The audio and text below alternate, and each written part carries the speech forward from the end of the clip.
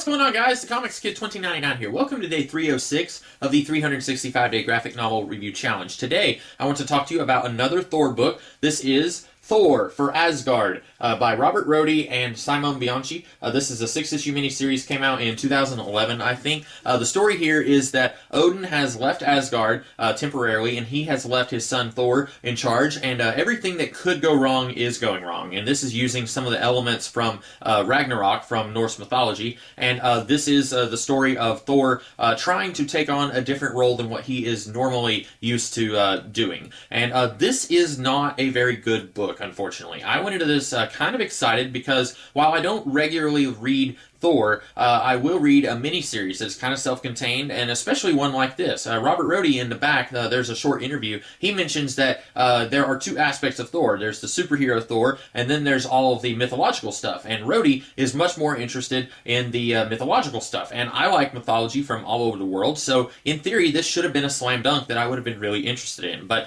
I don't think there is a single redeeming aspect of this book. It is that bad. It's, in fact, so bad, I don't even know where to begin. There are a couple of things in this book that are almost good, but overall this book is just so, I don't even know where to start. I guess I'll start with the art.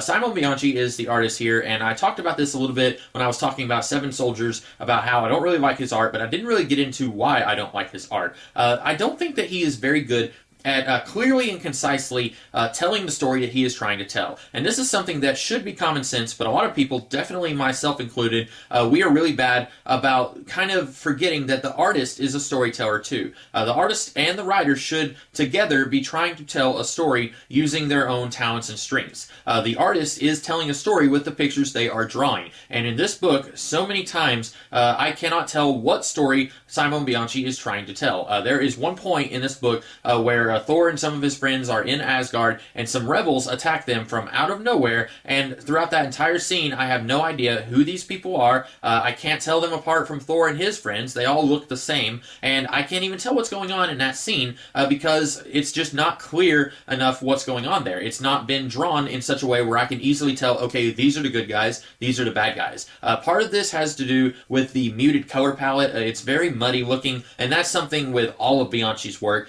Here, he did a brief run on Astonishing X-Men with Warren Ellis in the Shining Knight miniseries. I feel like if he used a more vibrant color palette, things would be a lot more clear, and it would be a little easier to tell what's going on. But as is, the stuff here is so muddy looking, I can't even tell a lot of these characters apart, and that is a huge problem. If you can't tell what's going on in a comic book, which is a visual medium, then that is a huge strike against the story. I don't really like Bianchi's artwork. I really haven't ever liked his art. But I was willing to look past the art if the rest of this book was any better. But this book is not good in any place. The art is just one bad aspect of this book. The story here isn't much of a story. Like I said, this is the story of Odin leaving Asgard because of some reason.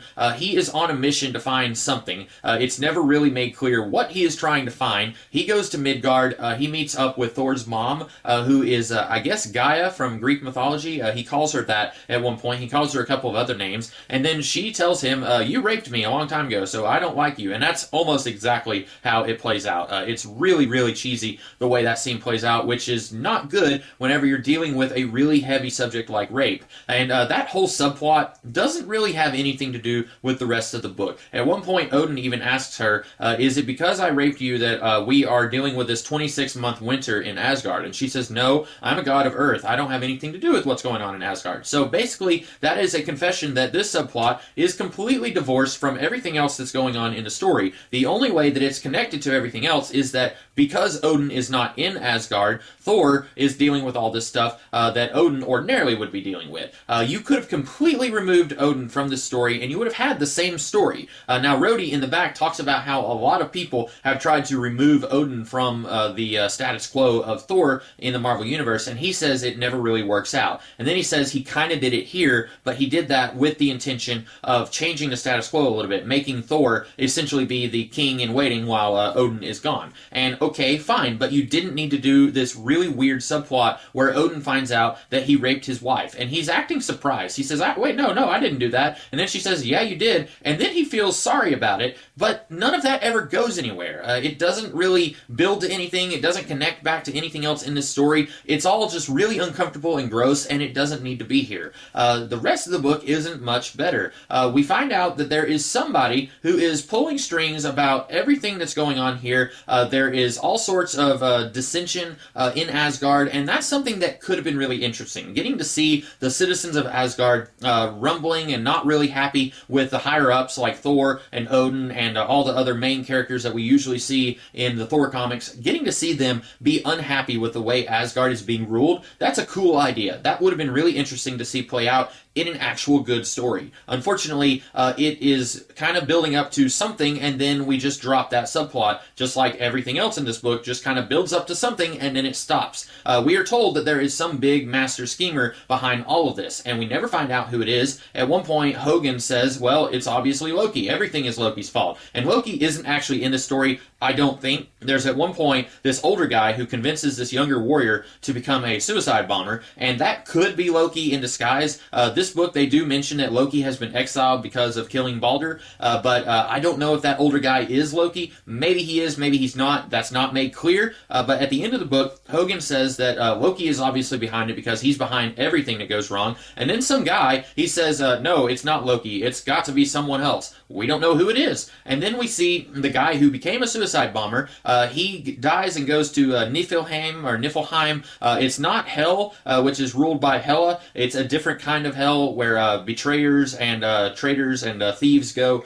He's there. And everyone else who is in Valhalla having a good time, they're there, and then Hela comes, and she basically literally tilts Valhalla so that all of them fall into Niflheim, and I cannot make this up. This sounds so stupid just talking about it, but they're there, and then Thor, he's in Asgard, and then he gets blown up by this suicide bomber guy, and then he deliberately dies on his bed, and then he goes to Niflheim, and then he says, I've got an idea, guys. Let's climb Yggdrasil, the World Tree. Now, Yggdrasil, if you know anything about Norse mythology or the Thor comics, it is this giant tree that connects the 9 realms. And then he says, we're going to climb this tree back to Asgard. Now, they're all saying, that's a weird idea. You can't do that. We are just tiny little insects in the grand scheme of Yggdrasil. There are sections of the 9 realms where Yggdrasil is just a metaphor, and it doesn't actually exist in those realms. And then somehow, they do this, and they make it to Asgard in like 10 minutes. I'm not even kidding. Like, I'm wondering, has anyone never tried to climb Yggdrasil and go to any of the other 9 realms? They usually travel via the Bifrost or the Rainbow Bridge, but that is destroyed at one point fairly early in the story. So they're climbing the World Tree, and it feels like they get there in no time at all, because we're going back and forth between all these guys who are in Niflheim, and then we're going back to Asgard, and we're seeing stuff happening, and it seems like maybe an hour passes, maybe, when Thor goes there and says, we're going to climb the tree back to Asgard.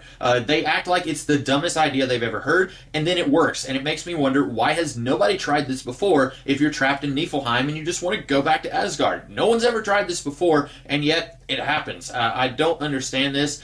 Nothing ever matters in this book. Thor dies, and then immediately comes back to life. Everyone comes back to life, and they act like this is a really cool thing. Everyone who's died over the centuries is now back to life. But then this book just ends. And I don't know if this story is supposed to continue somewhere. Robert Rhodey has written some other Thor books. He wrote a Loki miniseries that I remember really liking quite a bit, and I'm probably going to talk about that in a few days here. But that does not have anything to do with this story. And then he also did a Astonishing Thor, I believe was what it was called, and that had Ego the Living Planet in it. I don't think that had anything to do with this story, but he's leaving this open like it's going to have a sequel, and then I don't know if it has a sequel or not. If it did, I haven't read that sequel, and if it did have a sequel, this story suffers because you don't have the rest of the story.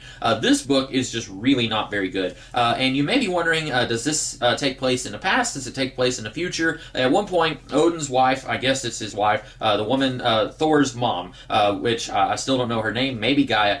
She says all that has happened will happen again. So if you're a fan of Battlestar Galactica, that's the thing, then that show, and I guess it's a thing here. I know that Matt Fraction did a miniseries before his main run on Thor called Ages of Thunder, I think. And in that miniseries, he basically floated the idea that all of the Thor mythos, all of the big events in Thor's life are reoccurring. And so you might have Ragnarok happen like 50,000 years ago, and then it might happen again 10,000 years ago. It's kind of like The Shining Knight in the Seven Soldiers miniseries from DC, where there are multiple versions of Camelot and multiple versions of King Arthur and multiple versions of The Shining Knight.